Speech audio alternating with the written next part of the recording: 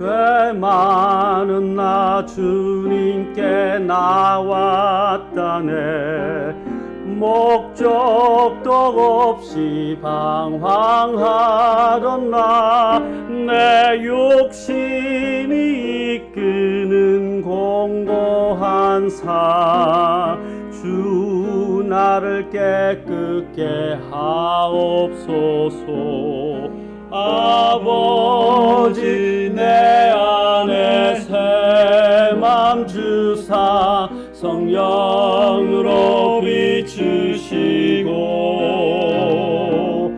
주의 구원의 기쁨 회복시키사 주 닮게 하소서. 1절부터 17절 중에서 11절만 다 찾으신 줄 알고 함께 봉독하겠습니다. 시작. 내가 너희에게 이 일들을 말한 것은 내 기쁨이 너희 안에 머물러 있어 너희 기쁨이 충만하게 하려 함이니라. 아멘. 하나님, 이 시간 도우시고 함께 해주시기를 원합니다. 주님의 시간입니다. 우리를 주님의 그 은혜의 바다로 또 말씀의 그 깊은 물로 인도해 주시기를 원하고 또 하나님께 영광이 될 수 있도록 이끌어 주옵소서. 주님께 이 모든 시간을 온전히 의탁하며 우리 주 예수님의 놀라우신 존함을 받들어 기도합나이다. 아멘. 자, 앉으시겠습니다. 자, 우리에게 이제 살아가는 데 있어서 중요한 것이 바로 주 예수님의 기쁨이 우리 안에 거해야 한다는 것입니다. 그래야만이 우리는 오늘 15장에서 원래 우리가 보고 있는 것이 어떻게 열매를 맺을 수 있는가, 열매를 맺는 그리스도인에 대해서 살펴보고 있는데, 열매를 맺기 위해서는 주 예수님의 기쁨이 우리 안에 충만해야 합니다. 그래서 예수님께서 내 기쁨이라고 하셨어요. 내 기쁨이 너희 안에 머물러 있어 너희 기쁨이 충만하게 하려 함이라. 그래야만이 이제 결론적으로 주님이 원하시는 열매를 맺을 수 있다라는 것입니다. 이러한 참 기쁨은 우리 안에서 나오는 것이 아닙니다. 이런 참 기쁨은 오직 주님께 있습니다. 자, 우리가 이러한 그리스도인이 마땅히 가져야 하는 이러한 기쁨을 누리지 못하는 이유가 무엇일까요? 그리고 이러한 기쁨을 어떻게 해야 우리가 또한 가질 수 있을까요? 그래서 우리는 우리가 선호하는 것, 우리가 좋아하는 것을 찾아가면 안 됩니다. 진정한 기쁨이 있는 것을 찾아야 됩니다. 여러분, 우리가 아이들 양육해 보면 아이들이 편식을, 전에 편식에 대해서 잠깐 목사님이 이야기한 적이 있는데, 좋아하는 것, 편식만 하게 되면요, 아이가 건강하지 못합니다. 그렇죠? 그런데 이 편식의 문제가 또 어떤 것이냐면, 아이들이 자꾸 좋아하는 것들이 보면 주로 단 것들, 그렇죠? 단 것들, 또 MSC가 많이 들어간 것들, 이런 것들을 많이 구하게 되는데, 이 단맛을 어릴 때부터 보기 시작하면 다른 것들에 대한 맛을 잃어버립니다. 또 심지어는 너무 짠맛들을 보게 돼도 또한 맛을 알지 못해서 자극적인 것을 계속 구합니다. 그러니까 자꾸 우리 몸에서 그런 더 짜릿하고 더 자극적인 것들을 자꾸 더 추구하게 돼서, 이게 육신을 이야기합니다. 우리의 육신이라는 것은요, 자꾸 이 세상에 널려 있는 것들을 찾아가고 그것들을 맛보기 시작하면요, 더 짜릿하고 더 심지어는 선정적이고 더 육신적이고 또 우리 안에 이 육신의 어필이 되는 것들을 더 추구하게 된단 말입니다. 성경에는 뭐라고 그러냐면, 육신의 욕심은 한정이 없기 때문에 이 육신의 지체, 육신을 어떻게 했어요? 죽이라 그랬어요. 죽여야 한다는 것입니다. 그렇죠? 그래서 modify라고 킹제임스 성에서는 그 용어를 사는데, 그것은 그 죽은 자처럼 처리하는 거예요. 왜냐하면 우리는 십자가에 못 박혀 있고, 우리는 이 세상에 대해서, 그렇죠? 육신에 대하여, 이 세상에 대하여 어떻게 했어요? 육신의 정욕과 이 세상에 대하여 우리는 못 박힌 자들이기 때문입니다. 그런데 세상의 것들을 한번 추구하게 되면, 특히 여러분 지금 널려 있는 게 유튜브인데, 유튜브 보면 이 참 교묘하게 해놨어요. 물론 페이스북도 마찬가지겠지만 저는 페이스북을 전혀 안 합니다. 그러나 이제 유튜브 같은 경우도 보면 이 연결돼가 올라오잖아요. AI를 통해서 서로 그거와 맞는 것들을, 그가 선호하는 것들을 찾아가지고요. AI가 찾아서 그 사람이 좋아할 만한 것들을 밑에다 쫙 붙여준다요. 그리고 그 사람이 추적하고 살펴보았던 것들을, 그렇죠? 그런 것들을 어떻게 하라는지 그와 비슷한 그 자극적인 것들을 쫙 모아가지고 준다고요. 또 좋은 것을 찾으면 좋은 것 관련된 것들이 쫙 나오게 돼요. 그런데 거기도 불순물들이나 좋지 않은 것들도 섞여 있습니다. 그런데 여러분들이 연애나 오락이나 또 이런 것들 보면 전체 지금 링크가 떠오르는 것들이 뭡니까? 추천해서 떠오르는 것들이 전부 그와 관련된 것들이 온단 말이에요. 그러다 보면 하나하나 들어가게 되면요, 안에 그 바다와 같아서 갈수록 그것을 찾아 헤매게 된다. 그러면 어떻게 하냐면 길을 잃어버려요. 원래 자기가 뭐 때문에 어떤 것들을 찾으려고 들어갔다가 그 정보가 아닌 다른 것들까지 다 헤매면서 이제 우리가 바다 망망대해를 막 도는 것처럼 그냥 목적 없이 표류하면서 떠돌게 된단 말입니다. 그런데 그런 것들에 자꾸 길들이게 되면 어떻게 하면 더 강한 것들, 또 그한 것들을 찾게 되면서 자꾸 빠져들어간다는 거죠. 이게 무서운 겁니다. 그래서 아이들을 여러분들이 키워보신 분들은 알고 또 앞으로 아이들을 키울 사람들도 있겠지만 아이들이 자꾸 원하는 것, 아이들이 원하는 것, 자기들의 입맛에 따라서 그 편식을 하려고 또 추구하는 것들, 또 건강이 아니고 또 자극적인 것들, 이런 것들을 아이들에게 주면 안 된단 말입니다. 마찬가지입니다. 우리도 성경에서는 육신을 먹이지 말라고 그랬어요. 육신에게 기회를 주지 말라고 그랬단 말입니다. 왜 그러냐면 그 짜릿한 기쁨에 빠지게 되면, 그 일시적이고 짜릿한 기쁨을 갖게 되면 사람은요, 그 강한 욕구가 그 사람을 완전 지배를 하기 때문에 그 지배에 의해서 헤어나오지를 못하는 거예요. 그리고 그런 동일한 자극을 찾는다고 하지만 나중에는 더 강한 걸 찾게 되고 더 강한 걸 찾게 되고, 그래서 사람이 중독되는 거예요. 그래서 성경은 육체를 먹이지 말라 그랬대요. 우리가 진정으로 거기서 얻는 기쁨이 아니라 우리가 진정으로 얻어야 할 기쁨은 주님으로부터 얻어야 된다는 말입니다. 우리가 이 세상을 살아갈 때 여러분 짜릿한 것만 하게 되면 인생을 못 살아가게 돼요. 건전하고 올바른 것을 가져야 된다는 것입니다. 주님의 기쁨이 너의 힘이라고 느헤미야 8장 10절에서 말씀했습니다. 바로 주님의 기쁨을 우리가 가지게 될 때 이 인생, 험한 인생, 유혹이 많은 인생, 그렇죠? 우리의 원수들이 또 우리를 죽이려고 이렇게 막 위협하는 이러한 인생 가운데서 우리가 온전한 흔들리지 않는 평안과 기쁨을 가지고 우리가 승리하는 그리스도인의 삶을 살 수 있어요. 여러분 명심하셔야 됩니다. 이 세상에 널려있는 유혹의 바다에서 내가 살아남고 진정한 기쁨을 얻기 위해서는 절제하는 법, 아까 같이 육체의 이러한 정욕을 죽이는 방법, 이런 것들을 구해야 되는데 그것의 원천적인 힘은 어디서 오느냐? 주님에게서 온단 말입니다. 주님을 만난 경험이 없기 때문에, 머리로만 주님을 만났기 때문에 이길 수 있는 힘이 없는 거예요. 여기 보세요. 주의 기쁨이 너희의 힘이니라 그랬는데 그 주님의 기쁨을 맛본 경험이 없다 보니까 그 또 말씀 안에서 주님이 주신 그 원천적인 그 샘물과 같이 떠오르는 생수의 강이 넘쳐오르는 그 시원하고 그 깊고 정말 우리에게 생명이 되는 그 말씀과 주님과의 관계와 교제에서 오는 그 기쁨을 누린 적이 없다 보니까 헤매게 되는 거예요.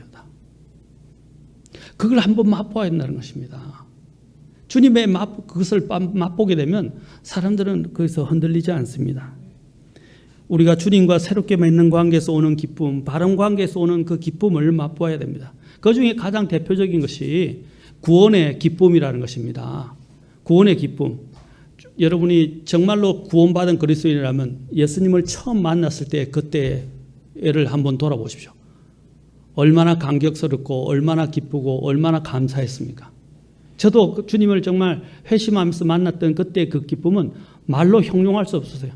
온 세계가 아름답게 보이고 어떤 유혹과 자극도 나를 흔들지 못하고 주님만 바라보면서 악은 쳐다보지도 않고 주님만 보면서 주님 앞에 홈뻑 빠져가지고 앉아서 성경만 보고 하루 왼종일 성경만 보고 그랬단 말입니다. 왜? 주님을 아는 그 기쁨에는 다른 게 없으니까. 주님을 알아가면 알아서 너무 신기하고 재밌고 감사하고 놀랍고. 그런데 이런 것을 경험하지 못한 사람들은 주님의 기쁨이 너무 얕다 보니까 어떻게 해요? 씨 뿌린 자의 비유도 나오죠. 돌밭에 뿌려진 그 씨는 어떻게 되죠? 잠시 말씀을 기쁨으로, 잠시 기쁨으로 받으나 돼요. 잠시 기쁨으로 받으나. 그러나 뿌리가 내리지 못해서 나중에는 어떻게 해요? 나중에는 거기서 끝나버리는 거예요. 열매도 아무 맺지 못하고 죽어버리는 거예요. 잠시의 기쁨이 아니라는 것입니다. 뿌리가 내려져야 돼요. 그러면 어떻게 하냐면 다른 이 일시적인 세상적인 이런 기쁨이 들어와도 그것에 의해서, 왜? 그 기쁨이 너무 크니까. 여러분, 이 큰 기쁨이 이런 자질구레한 잘못된 그 기쁨을 이길 수 있는 기쁨이 내게 있어야 돼요. 그걸 맛본 경험이 없잖아요. 그걸 한번 맛보라는 것입니다. 그게 바로 우리는 어디서부터 시작하냐면 세상 사람들이 알지 못하는 구원에서부터 시작한다는 것입니다. 정말 구원받은 사람들은 회개와 죄를 용서받은 기쁨, 내가 구원받았다는 그 기쁨은 그 어떤 것과도 비교할 수가 없어요. 그 구원을 주신 것이 무엇 때문입니까? 십자가 아닙니까? 그 십자가가 내 마음 안에서 살아서 움직이면서 늘 오늘 제가 주일날 설교한 것처럼 주님의 그 갈보리 십자가에서 우리를 위해서 흘려진 그 피가 내 마음속에서 흐르는 거예요. 그리고 그와 그 피와 함께 긍휼이 내 마음속에서 흐르는 거예요. 그 긍휼이 흐르니까 하나님 앞에 늘 엎드리게 되는 거예요. 그러니까 그 주님이 주시는 그 긍휼과 주님에 대한 그 감사와 그 은혜에 대한 감사가 내 마음을 사로잡고 있으니까 다른 것들에 의해서 어떤 작은 이런 짜릿한 기쁨이 와도 나를 흔들어대지 못한다 이 말입니다. 굳건하게 서서 나아갈 수 있다는 거죠. 저는 여러분들이 이런 하나님이 주시는 진정한 기쁨들을 정말 맛보기를 원하고, 그 맛보았는데도 지금 내가 그렇게 살고 있지 못한 이유는 무엇입니까? 주님과의 관계가 고장이 난 거예요. 어딘가 문제가 생기고 끊어진 것입니다. 주님과 교제가 안 되는 거예요. 뭔가에서 이제 사로잡혀서 뭔가에 끌려다니는 거예요. 그것이 무엇인지 저는 모릅니다. 그러나 여러분은 알고 있어요. 그래서 하나님 앞에서 에베소 교회, 초대 교회, 첫 번째 교회에 대해서 뭐라고 그랬습니까? 너희 처음 사랑을 가지라 그랬어요. 회복하라 그랬습니다. 처음 사랑을 가지라. 그리고 그러면서 뭐라고 그러냐면 너희가 어디에서 떨어졌는지, 그렇죠? 알고 회개하라고 그랬어요. 어디에서 떨어졌는지. 그런데 우리가 돌아보면 어디서 내가 떨어졌는지 알아요. 여러분도 물건을 잊어버릴 때 사람이 잊어버릴 수도 있지만, 그렇죠? 어디서 했는지도 기억이 안 나는 때가 있지만 보통요, 차분히 앉아서 추적을 쭉 과거에 있었던 것들을 추적해보면 여기서 잃어버린 것 같아 하고 확정이 오는 데가 있어요. 맞습니까? 네, 잃어버린 데가 온다고요. 그것처럼 우리도 가만히 앉아서 내가 어디서 떨어졌는지를 생각해 봐야 돼요. 그러면 어떻게 해요? 이제 그 원인을 다시 한번 돌아보면서 거기서부터 다시 시작하는 거예요. 그리고 회개하라고 그랬어요. 어디서 떨어졌는지, 그렇죠? 그것을 보고 회개하라고 그랬어요. 마찬가지입니다. 우리가 구원의 기쁨을, 오늘날 내가 그리스도인으로서 오랫동안 그리스도인의 삶을 살아왔는데 내가 구원의 기쁨을 어디서 잃어버렸는지 찾아봐야 돼요. 거기는 분명히 원인이 있다고요. 문제가 있다고요. 전에도 제가 설교했지만 그 원인을 다른 데서 찾지 말라고. 내게 있단 말입니다. 시험거리는 하나님이 내 마음을 시험하시는 것이지 다른 사람을 시험하는 게 아니에요. 마귀가 얼마나 좋아하겠습니까? 내가 그런 것들에서 실축하고 떨어져고 믿음에서 떨어져 나가려고 그러고 또 믿음에서 흔들리고 있으면 누가 좋아하는 거냐고요. 마귀가 우리의 원수가 좋아한다 이 말입니다. 원수가 왜 노래 부르도록 우리가 허락을 해줍니까? 원수가 노래 부르도록 하면 안 돼요. 원인을 다른 데서 찾도록 자꾸 또 마귀는, 근데 사실 그 원인이 아니라 제가 오늘 잠언 묵상이, 어제 잠언 묵상, 오늘 잠언 묵상에도 이제 나오는데 어제 잠언 묵상에도 나오잖아요. 그저께도 나오고. 모든 것들에 그 하나님이 우리에게 시험을 주실 때 그 시험은 어디서 오는 것입니까? 하나님의 손 안에서 오는 거예요, 다. 하나님의 허락하에서 온단 말입니다. 하나님은 그랬잖아요. 우리의 삶의 이 제반적인 문제들을 통해서 어떻게 해요? 이것이 하나님의 도구란 말입니다. 우리의 믿음을 단련시키는 도구들이란 말입니다. 이 제반에 일어나는 문제, 제가 인생에 우리에 있는, 그렇죠? 인간관계 문제, 제가 거기 써놨어요. 인간관계 문제. 인생의 제반 모든 문제들은 뭡니까? 하나님이 우리의 믿음을 단련하시기 위한 하나님의 도구들이란 말입니다. 그런데 우리는 어디에만 집착하냐면 인간관계의 문제에만 집착을 하고 있고 내게 발생한 그 문제만 보고 있으니까 문제가 해결이 안 되는 거예요. 이것이 하나님이 나의 믿음을 단련하기 위해서 허락하신 도구라는 것들을 안다면 정신을 차리고 이걸 이겨내겠다는 마음이 생기게 되고 또 하나님이 내게 베풀어 주신 그 은혜 또 하나님이 내게 주시는 그 능력 그것들을 생각하게 되면 우리가 이러한 어려움들을 또 내게 닥친 시험들을 우리는 이길 수 있다는 것입니다.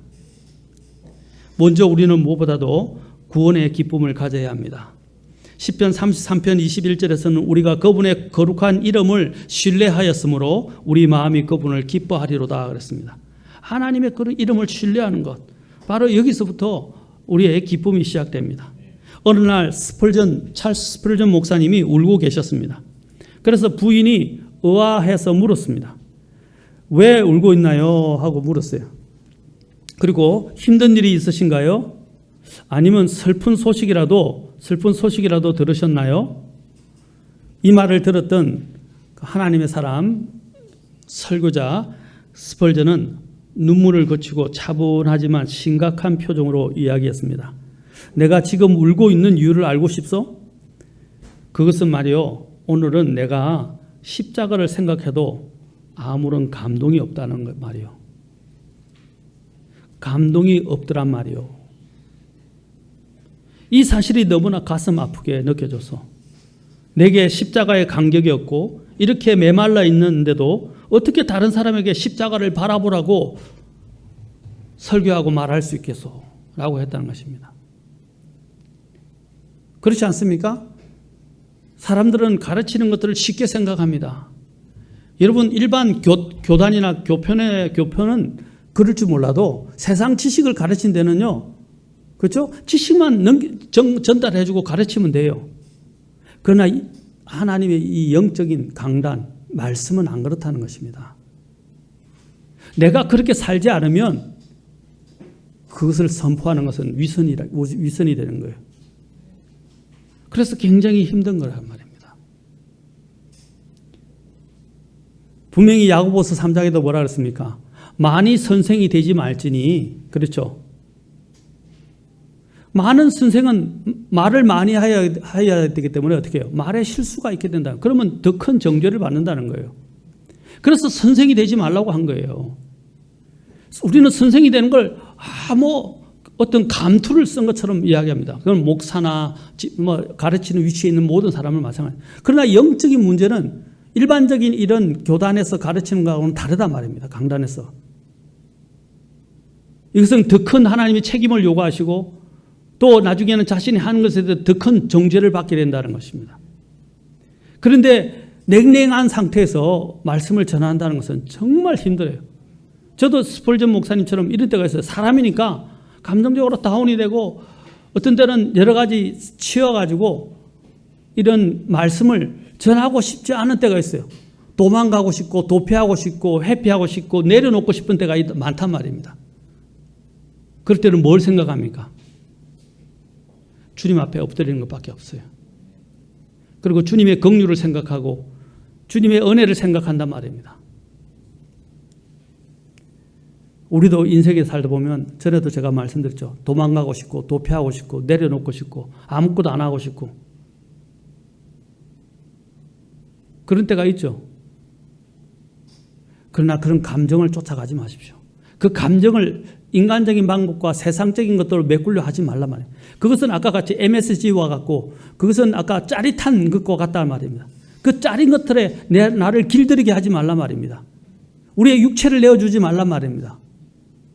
하나님을 찾으십시오. 기도하기가 쉽지 않은데 앉아서 기도하기 시작하면 기도가 나와요. 주님 도와주십시오 하고 기도하면 주님께서 기도를 도와주신단 말입니다. 그때 기도의 자리에 앉기까지가 힘들어요. 왜냐하면 마귀는 그걸 싫어하고 마귀는 못하게 만들고 내 육신을 통해서 그런 것들을 자꾸 거부하게 만들고 귀찮아하게 하고 힘들어하게 하고 미루게 만든단 말입니다. 그런데 그럴 때 어떻게 됩니까? 어떻게 해서는 한번 앉아보세요. 그래서 기도하기 시작해보세요. 그러면 하나님이 그때부터 역사하기 시작한단 말입니다. 근데 우리는 하기 싫다는 그 감정에 맡겨가지고 감정이 이끄는 대로, 감정이 육신의 정욕을 통해서 부추기 이끄는 대로 내가 자꾸 끌려다니게 되면 어떻게 돼요? 주님께로 못 나오는 거예요. 아까 그랬죠. 망망대해와 같아서 온 전신을 돌아다닌단 말입니다. 그래서 생각이 생각을 물고 생각이 꼬리에 꼬리를 물면서 나를 끌어간단 말입니다. 그게 한번 들어가게 되면 못 헤어나요. 헤어나기가 쉽지 않아요. 길을 잃는 것과 같아요. 정신을 차릴 때 되면 이미 이제 많은 것은 잃어버린 때입니다. 그런 것들이 지속돼 가지고 오랫동안 지속되잖아요. 이제 그러면 어떤 일이 나냐면 성경에서 이야기한 대로 이 양심이 화해를 맞게 돼요. 내가 영적인 감각이 작동을 안 한다 이 말입니다. 그거 얼마나 무서운데 아십니까? 무서운 상태에 이르게 된다는 거예요. 태평양 한가운데 이렇게 연거에서 뛰어서 이렇게 자기도 모르고 고기 낚는 그 기쁨에만 빠져 있다 보니까 자기가 그 바다에서부터 그 근해에서부터 멀리 자꾸 지금 밀려나는 것을 깨닫지 못하다가 나중에 정신을 차니까 아무것도 안 보이는 거예요. 그러니까 어디로 가야 될지를 모르는 거예요. 여러분 산에서 길을 잃었을 때나 사막에서 길을 잃을 때 보면 사람들이 그래요. 길을 잃으면요. 자기는 분명히 올바른 방향을 간다고 생각했는데 나중에 보면 뺑뺑 그 위치를 돈다고 그래요. 그 경험한 사람들이 이야기하는 거예요. 마찬가지입니다. 내가 순간적인 그 기쁨 속에 빠져서 이런 세상적인 순간적인 기쁨에 빠져서 길을 잃게 되면 주님의 기쁨을 잃어버립니다. 우리는 항상 뭘 생각해야 됩니까? 우리가 항상 돌아가야 할 자리는 십자가입니다. 주님이 나를 구원하신 그 자리입니다. 그래서 구원의 기쁨에 대해서 이야기하는 신앙생활의 최대 위기는 무엇입니까? 우리는 곧잘 외부로부터 주어지는 핍박이나 환난, 어려움이라고 말합니다. 그러나 실제로 교회의 역사를 더듬어 보면 어려운 시대에는 교리의 순수성이 보존되고 교회가 많은 성장을 했습니다. 어려울 때 오히려. 근데 오히려 신앙생활이 논쟁이나 형식으로 치우쳐서 사람들의 열정이 식는 것이 더 큰 위기라고 할 수 있습니다. 이것을 우리는 이렇게 부를 수 있을 거라고 생각합니다. 영적 불감증이라고 부를 수 있을 것입니다. 사랑하는 성도 여러분, 나는 영적 불감증에 걸려 있지 않습니까? 영적 불감증이 뭐예요? 여러분 마비 정세 중에 가장 큰 게 뭐예요? 뇌출혈이나 여러 가지 중풍이나 다른 것들을 해서 오게 되는 것의 가장 큰 문제가 뭐예요? 감각이 없어지는 거예요. 꼬집어도 꼬집은지도 모르고요. 팔이 이렇게 신경이 안 가서 움직이지 못하는 거예요. 우리도 마찬가지예요. 영적으로 둔감해지면서 불감증에 걸리게 되면 사실 무서운 거예요. 우리 아까 기도 제목 중에 어떤 뇌출혈에 대해서 이야기했지만 뇌출혈이나 이런 중풍으로 가게 돼서 그렇게 되면 회복되기가 어려워져요. 한번 뇌출혈이 일어나서 마비 정세가 오기 시작하고 못 움직이게 되면 그것들을 회복하는 데는 얼마나 많은 진짜 거의 회복이 불가능해요. 100%. 재활 치료하는 사람들 보세요. 재활 치료하는 사람들은 어떻습니까? 한번 문제가 생겨서 수술해서 재활을 하게 되면 어떻게 해요?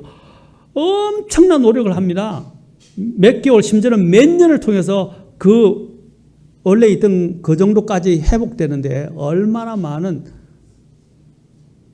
훈련과 고단하게 자기 자신과의 싸움을 통해서 그걸 극복해야 회복이 되는지 모른단 말입니다.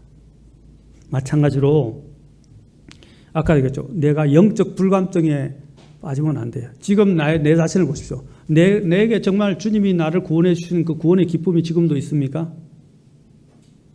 주님의 십자가를 생각하면 그래도 가슴이 뛰고 감사하고 그때 주님이 나에게 주셨던 은혜가 이렇게 와 그래도 좀 이렇게 느껴지십니까? 저는 감정적 느낌을 이야기하는 게 아닙니다. 그런 것들이 감지가 되십니까? 그런데 주님의 십자가를 들어도 주님의 말씀을 봐도 아무런 감동도 없고 무기력하고 느껴지는 게 없다. 그건 죽은 거예요. 죽은 사람이에요. 아까 이게 영적 불감증이라고요. 그게 제일 무섭다. 스펄전이 그랬잖아요. 아무 감동이 없는 것. 그게 가장 무서운 거예요. 우리 그리스도인들은 오히려 핍박과 고난 속에서도 즐거워하는 사람들이 되어야 합니다. 우리는 더 이상 절망 속에서 슬픔에 젖어 있거나 고통에 머물러 있어서는 안 됩니다. 왜냐하면 기독교는 십자가에 그렇죠? 진리를 믿는 데이지만 십자가의 신앙이지만 또한 우리는 십자가의 죽음뿐 아니라 부활의 신앙을 갖고 있는 사람들입니다. 우리는 생명이 있고 우리에게는 소망이 있는 사람들이에요. 그래서 다른 종교하고 다른 거예요. 우리는 진리를 갖고 있고 우리는 부활을 갖고 있잖아요. 이 부활, 십자가 부활을 내 마음에 갖게 된다면 우리는 어떻게 됩니까? 우리는 기쁨을 잃어버리지 않게 된다는 것입니다. 세상 사람들은 좋은 환경이 오면 기뻐하고 역경이 오면 좌절합니다. 그러나 그리스도인들은 죄와 죽음과 세상의 이러한 세상의 이런 우리가 질고로 넘쳐나는 이러한 세상 속에서 벗어나서 하나님이 주시는 자유와 기쁨 그리고 성리와 감격의 삶을 사는 그리스도인이 되기 위해서는 어떻게 해야 되겠습니까? 십자가를 잊어버리지 말고 생각해야 합니다. 내가 어떻게 그리스도인이 됐는가? 내가 어떻게 구원받았는가? 내가 이전에 구원받기 전에는 얼마나 큰 죄인이었던가? 얼마나 용서받지 못할 죄인이었던가를 생각해야 한다는 것입니다. 우리가 역경 속에서도 즐거워할 수 있는 이유는 무엇 때문입니까? 바로 주 예수님 때문입니다. 예수님이 나를 위해서 죽으셨다는 것입니다. 우리는 그 예수님을 만나게 될 때 우리는 이 기쁨으로 인해서 이 세상을 이길 수 있다는 것입니다. 그래서 예수님께서 오늘 강조하신 게 뭡니까? 내 기쁨이 너희 안에 머물러 있어서 너희 기쁨이 충만하게 하려 함이라. 우리의 기쁨이 어디서 온다는 거예요? 원천은 주님의 기쁨입니다. 예수님은 우리가 당하는 고난과 핍박과 어떤 역경보다도 더 위에 계시는 분이십니다. 우리는 그 예수님을 기뻐해야 합니다. 또한 우리는 첫째, 우리가 주님의 기쁨을 갖기 위해서는 구원의 기쁨을 항상 가져야 돼요. 그다음에 두 번째로 우리가 기쁨을 가지기 위해서는 주님과의 바른 관계에서 오는 기쁨을 누려야 합니다. 주님과의 관계가 어그러지면 기쁨을 잃어버리게 돼요. 우리는 바른 관계에 있을 때 성령님께서 주시는 기쁨을 누릴 수 있습니다. 그 바른 관계는 바로 성령 충만함을 통해서 오는 거죠. 그 성령 충만함이 우리에게 주는 것이 뭡니까? 성령의 열매 아닙니까? 그 성령 충만하게 될 때 성령의 열매 중에서 뭐가 있습니까? 사랑과 기쁨이 나오지 않아요. 사랑 다음에 나오는 기쁨이잖아요. 기쁨을 주신다는 거예요, 하나님이. 데살로니가전서 1장 6절에 보면 이 데살로니가 교회가 어떻게 기쁨을 가질 수 있습니까? 사도 바울이 이렇게 말합니다. 너희는 많은 고난 속에서 성령님의 기쁨과 더불어 말씀을 받아라고 되어 있어요. 우리와 주를 따르는 자가 되었으니 성령님의 기쁨이라고 되어 있어요. 성령님으로 충만해야 돼요. 그 성령님의 충만함은 어디서 오는 것입니까? 성령님의 충만의 가장 기본은 무엇이냐? 우리가 이렇게 얘기합니다. 여러분들에게 쉬운 비법을 가르쳐 드릴게요. 쉬운 비법이 뭐냐? 영적 호흡이라는 거예요. 영적 호흡. 영적 호흡이 뭡니까? 호흡은 뭡니까? 우리가 이 세상을 타면서 호흡을 하죠. 그래서 좋은 산소를 들이마시고 공기를 들이마시고 나쁜 노폐물들을 어떻게 해요? 호흡을 통해서 내뱉는 거죠. 이산화탄소와 함께 내뱉는 거 아닙니까? 주님의 말씀과 그죠? 주님의 말씀, 주님의 기도를 통해서 주님의 말씀을 내 안에 싹 새롭게 받아들여서 그것이 내 안에 영양분이 되게 싹 흘러가게 해요. 그리고 내 안에 있는 뭡니까? 죄와 불순종과 나쁜 것들, 부정적인 것들, 잘못된 것들을 어떻게 해요? 기도로 주님께 자백하는 것입니다. 그렇죠?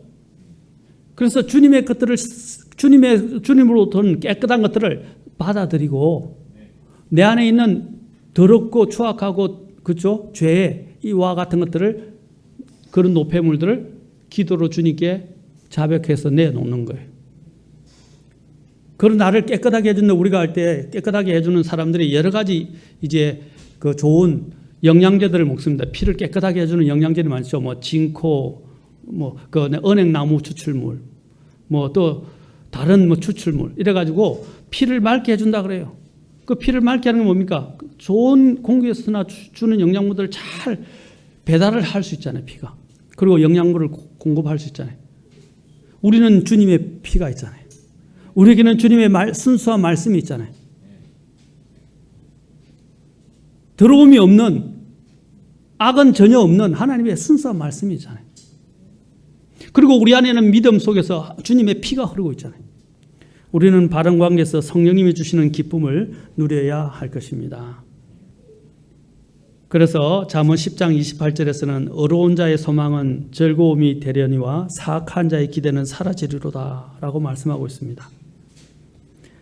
전도서 2장 26절에서는 이렇게 말씀하십니다. 하나님께서 자신의 눈앞에서 선한 자에게는 지혜와 지식과 기쁨을 주시거니와 죄인에게는 모으고 쌓는 해산의 고통을 주사 그가 하나님 앞에서 선한 자에게 주게 하시나니 라고 말씀하십니다.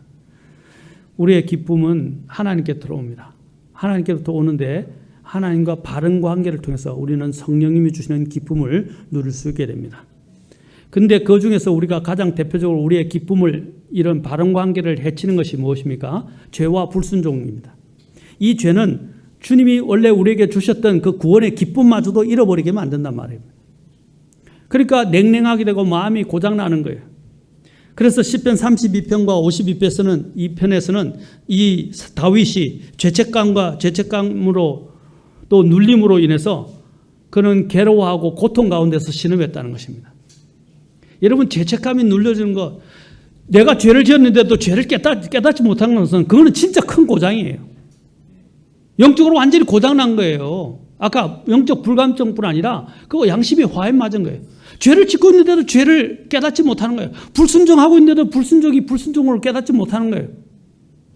성숙한 그리스도인으로 날이 갈수록 주님을 알아갈수록 내가 더 큰 죄인이고 내가 죄가 너무 많고 주님 앞에 계속 엎드리고 주님의 긍휼을 구하고 은혜를 구한단 말입니다. 그런데 나는 말씀을 보고 신앙생활 하는데도 전혀 깨달음이 없고 죄책감도 느끼지 못해요. 그건 고장난 거예요. 우리는 신앙생활을 하면 할수록 내 죄가 자꾸 더 커지고요. 내가 더 주님 앞에 부족함을 느끼게 되고 그러니까 어떻게 하냐면 주님 앞에 더 엎드리게 되고 더 주님의 긍휼을 구하게 된단 말입니다. 그럴 때는 어떻게 됩니까? 자백해야 합니다. 주님께 자복하고 회개해야 합니다. 그래야 기쁨을 회복할 수 있어요. 그래서 다윗이 뭐라고 그랬습니까? 자신의 죄를 자백하고 난 다음에 주의 구원의 기쁨을 내게 회복시켜 주시고 주의 자유로운 영으로 나를 떠받쳐 주소서. 죄인이 자유로운 것 같지만 자유롭지 않아요. 괴로워요. 힘들어요. 잠시는 잊고 살지 모르겠지만 그 마음속에는 내가 하나님을 기쁘게 하지 못하고 있고 하나님부터 떨어져 있다는 것을 자기가 알고 있단 말입니다. 그런데 알고 있다고 생각할 때가 돌이킬 때예요. 왜냐하면 나중에는 알고 있다는 생각조차도 이제 마비가 돼서 잊어버리고 살아요. 그래서 아무런 아까도 느낌도 없고 아무런 죄책감도 못 느끼는 거예요. 내가 잘못 살고 있는데도 잘못 살고 있다는 사실조차도 모르고 산단 말입니다. 그 중병에 걸린 거죠. 자신이 어떤 모습인지를 깨달아야 돼요. 아까도 얘기했죠. 성숙한 사람은 날이 갈수록 자신의 모습을 더욱더 주님 앞에서 보면서 더 안타까워하고 주님께 자백하고 주님께 긍휼을 구하고 주님의 은혜를 갈구한단 말입니다. 날이 갈수록 그게 성숙한 사람의 특징이에요. 사도 바울이 성숙해 간 걸 보면요. 나중에 다음에 사도 바울에 대해 고백을 보게 될 것인데 사도 바울이 해가 갈수록 어떻게 고백하는지 아십니까? 자신이 죄인임을 고백합니다. 더 큰 죄인이라고 고백한단 말입니다. 그게 성숙한 사람의 모습이에요. 성숙하지 않은 사람은 자기가 전부 다인 것처럼 막 그냥 아무런 느낌도 없이 살아가요. 그냥 자기가 죄 짓고 있는데도 죄도 모르고 있고 죄 짓고 있는지도 모르고 살아간단 말입니다. 그러나 성숙한 그리스도인들은 자신이 얼마나 비참한 죄인인지를 갈수록 깨닫는단 말입니다. 벼가 익을수록 고개를 숙인다 그랬죠. 내가 정말 그리스도인으로 성숙할수록 나는 더 주님 앞에 엎드리고 더 겸손해집니다. 사람이 달라지는 거예요. 여러분도 겸손한 사람 보면 어때요? 배울 것점이 많죠. 그런데 아무것도 모르는 사람들이 막 설치고 다니는 거 보면 어때요? 꼴 보기 싫죠? 교만한 게 느껴지죠? 거만하고 교만한 게 느껴지죠? 그럼 보기 싫어요. 하나님이 어떤 사람에게 교만한 자를 대적하시고 겸손한 자에게 은혜를 주신다고 하셨어요. 바로 자신이 주님 앞에서 어떤 존재인가를 주님을 통해서 계속 깨달아가는 사람들은 더 주님 앞에 엎드리게 됩니다. 그래서 우리는 주의 구원의 기쁨을 회복해야 합니다. 그래서 시편 51편 12절을 기억하십시오. 주의 구원의 기쁨을 그는 절규했어요. 다윗은 절규하면서 이야기했어요. 주의 구원의 기쁨을 내게 회복시켜 주시고 주의 자유로운 영으로 나를 떠받쳐 주소서. 그리고 주님이 주시는 긍휼의 기쁨을 그는 맛보기 시작했습니다. 그래서 시편 31편 7절에서는 내가 주의 긍휼을 기뻐하고 즐거워하리니 라고 말하고 있어요. 그래서 주께서 나의 고난을 깊이 살피사 역경에 처한 내 혼을 아셨으며 주의 긍휼을 기뻐하고 즐거워한다 그랬어요. 그리고 시편 13편 5절에서는 그러나 내가 주의 긍휼을 신뢰하여 사오니 라고 되어 있어요. 여러분, 제가 긍휼에 대해서 주일날 설교하고 있죠? 마찬가지입니다. 우리가 주님의 기쁨을 회복하는데 이 긍휼은 대단히 중요해요. 주일날 다음 시간에 오는 주일에도 제가 긍휼에 대해서 1시간 더 설교할 거예요. 여러분 놀라운 것들을 느끼게 될 것입니다.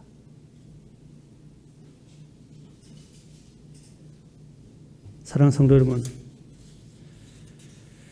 주님의 이 긍휼로 인해서 여러분이 기쁨을 되찾으시는 분들이 되면 좋겠습니다. 한 가지만 다 하고 마치겠습니다. 철로 욕정에 처자 존 버년이 젊었을 때 길을 걷다가 우연히 할머니 몇 분이 이야기하는 것을 듣게 되었습니다. 그런데 할머니들의 얼굴이 한결같이 기쁨이 넘치는 모습이었습니다. 그래서 흥미를 느꼈던 존 버년은 그분들의 이야기를 들었는데 그분들이 모여가지고 하나님이 예수님을 세상에 보내주셔서 죄인인 자신들을 구원해 주셨을 뿐 아니라 얼마나 살면서 이렇게 많은 은혜와 긍휼을 베풀어 주셨는지 모른다는 그런 내용들을 자꾸 이야기하고 있었던 거예요. 그래서 존 버년은 그 순간 자기도 모르게 막 가슴이 막 그들의 이야기를 들으면서 그런 이야기를 듣다 보니까 막 가슴이 뜨거워지고 그래서 하나님 앞에 엎드려 기도했고 그날 이후로부터 다시 새롭게 태어나는 경험을 했다고 합니다. 우리가 지금 나누고 있는 대화들은 어떤 겁니까? 내가 주로 나누고 있는 건 어떤 것입니까? 보십시오. 존 버년이 부정적인 이야기들을 하는 할머니들 텀바구니에서 누구 남편 욕하고 누구 비난하고 무엇이 잘못됐고 그런 이야기를 하면 존 버년이 거기서 회심을 할 수 있었겠어요? 좋은 건 하나도 못 얻었을 거예요. 오히려 더 망쳐졌을 거예요. 그런데 할머니들이 모여서 예수님이 나를 어떻게 구원하셨고 예수님이 나의 삶에 어떻게 개입하셨고 어떤 은혜를 주셨고 감사할 거리들 이야기하기 시작하니까 존 버년이 마음이 식어져 있는 상태에 있다가 그 이야기를 들으니까 어떻게 해요? 마음이 막 뜨거워지기 시작한 거예요. 엠마오로 가는 두 제자가 어떻게 했습니까? 그 슬픔 가운데서 가고 있었잖아요. 그런데 예수님께서 오셨는데 그들은 예수님을 알아보지도 못했어요. 부활하신 예수님을 알아보지도 못했단 말입니다. 그런데 예수님께서 자신에 대해서 성경을 풀어서 설명을 해주니까 어떻게 해요? 자기들의 마음이 막 뜨거워지기 시작한 거예요. 이게 그리스도인의 특징입니다. 우리의 마음이 뜨거워지려면 주님과의 관계, 아까 주님과의 관계가 회복이 돼야 돼요. 세인트 루이스를 지나던 한 변호사가 주일 아침에 교회를 찾다가 한 경찰의 추천을 받고 그 교회를 가게 됐습니다. 그런데 그가 소개한 교회를 찾아가는 도중에 보니까 여러 가지 교회들이 몇 개의 교회를 지나치게 되었어요. 해서 예배를 마치고 돌아오는 길에 다시 그 경찰관에게 왜 이 교회들이 이렇게 많았는데 왜 그 교회를 제게 소개시켜 줬습니까? 하고 물었습니다. 그러자 그 경찰이 이 지역에 어느 교회가 좋은 교회인지 제가 직접 가보지 못해서 잘 알지 못합니다. 그런데 경찰관 말을 잘 들으십시오. 그러나 주일 아침마다 제가 교통 정리를 하면서 보니까 초천해진 그 교회에 다니는 사람들의 그 성도들의 얼굴 표정이 가장 밝고 기뻐 보였습니다. 그래서 저는 저 교회다 하고 그 교회를 소개시켜 드린 것입니다. 라고 말한 거예요. 이렇게 세상 사람의 눈에도 주님과의 관계 속에서 은혜를 만끽하고 기뻐하며 사는 그리스도인과 은혜를 받지 못하고 기뻐하지 못하는 가운데 사는 사람들의 얼굴이 구별이 된다는 것입니다. 세상 사람들이 여러분을 볼 때 어떻게 생각하십니까? 저 사람 그리스도인 같아. 정말 달라. 느낌도 다르고 얼굴에는 기쁨이 있고 뭔가 분명히 어려운 점이 많은데도 저렇게 기뻐하는 얼굴이 있는 것 같아. 이런 이야기를 듣기를 원하십니까? 아니면 저 사람 얼굴이 왜 맨날 저 모양이야? 맨날 찌그러져 있고 울상이고 뭐 느껴지는 게 없어. 맨날 입에는 불평과 불망이 쏟아져 나오고 맨날 다른 사람 비난하는 걸 같이 어울려서 나쁜 이야기 나오고. 여러분, 세상 사람들이 여러분을 볼 때, 여러분의 얼굴을 특히 볼 때, 말을 하지 않을 때 얼굴을 볼 때 여러분들이 정말 하나님을 통해서 얻는 그 기쁨 가운데 살아가는, 정말 저 사람은 그리스도인이다, 저 사람에게는 뭔가 있는 것 같다, 저 사람에게서 믿는 그 예수님을 나는 소개받고 싶다 하는 그런 기쁨이 내게 있는 사람입니까? 아니면 저 사람도 다를 바 없어, 저 사람 보면 오히려 더 고뇌가 많고 더 힘들고, 저 사람 가면 내가 오히려 짜증이 나고 내가 오히려 더 힘들어질 것 같아 하는 그런 모습을 내가 갖고 있습니까? 한번 보십시오. 나는 그리스도인입니다. 그리스도인과 불신자의 차이는 무엇입니까? 예, 물론 예수님을 믿고 구원받고 안 받고의 차이겠죠. 그러나 우리가 살아가면서 보여줄 수 있는 간증은 어떤 것입니까? 나는 어떤 그리스도인입니까? 아까 경찰관들이 소개한 것처럼 나를 통해서 주님을 나타내 볼 수 있습니까? 우리 찬송가 중에 너 안에 있는 예수님을 발견했다는 찬송이 뒤에 있지 않습니까? 내 안에 예수님을 보았다. 우리 안에서 우리의 이런 하나님 안에서 기뻐하는 그리스도의 삶을 통해서, 건강한 그리스도의 삶을 통해서 사람들이 나를 통해서 예수님을 보았다는 그런 간증을 들을 수 있는 저와 여러분이 되면 좋겠습니다. 세상 사람은 다 똑같아요. 다 어려워요. 그러나 우리는 주님이 있어요. 맞습니까? 우리에게는 생명이 있다고요. 세상 사람들이 갖지 못한 게 갖고 있단 말입니다. 그것은 빼앗길 수 없는 거예요. 우리가 그것을 가졌다면 우리는 오히려 이런 가운데서도 감사하고 주님을 찬양하고 그 기쁨이 내 안에서 차오르는 그런 그리스도인이 되어야 할 것입니다. 기도하시겠습니다.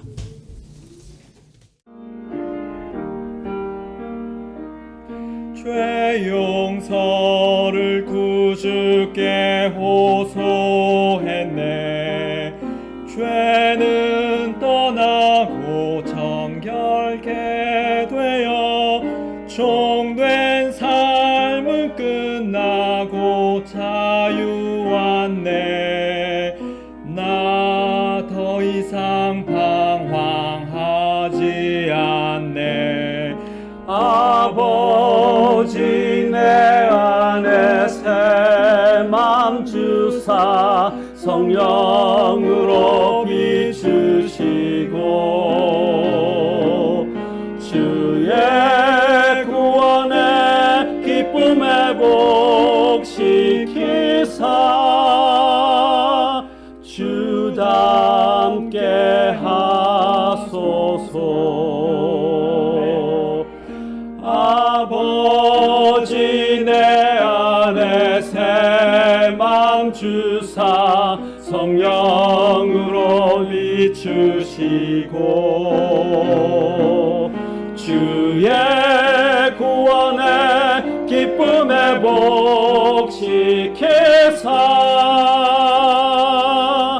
주답게